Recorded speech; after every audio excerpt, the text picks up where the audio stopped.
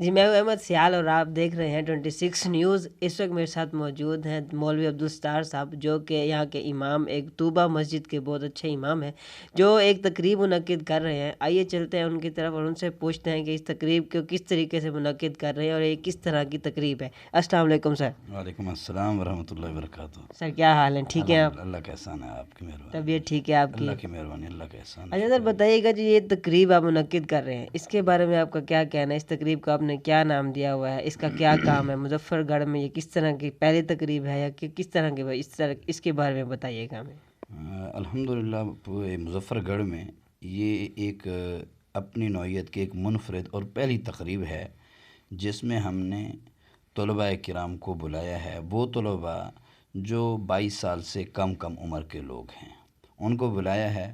तो वो असल मकसद हमारा ये था कि चूँकि एक हदीस में आता है, उसका मफ़हूम है कि सारी की सारी दुनिया अल्लाह की रहमत से दूर है सिवाय 3 लोगों के।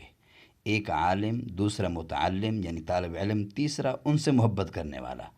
तो हमने कहा कि हम जो है या तो तालिब इल्म बने रहें या मोहब्बत करने वाले बने।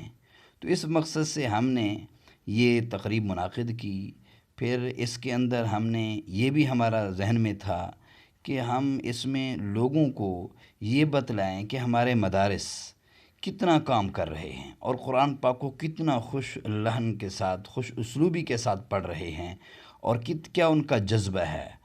और दूसरी बात ये थी, इसलिए ये भी वजह थी कि एक जो तलबा बेचारे मेहनत कर रहे हैं, मदारिस वाले मेहनत कर रहे हैं, उनका भी एक हौसला अफजाई हो जाए। तो उसके लिए हमने फिर इनामात रखे हैं। अव्वल इनाम हमने रखा है 15,000, और दोम इनाम हमने रखा है 10,000, और तीसरा इनाम हमने रखा है 7,000।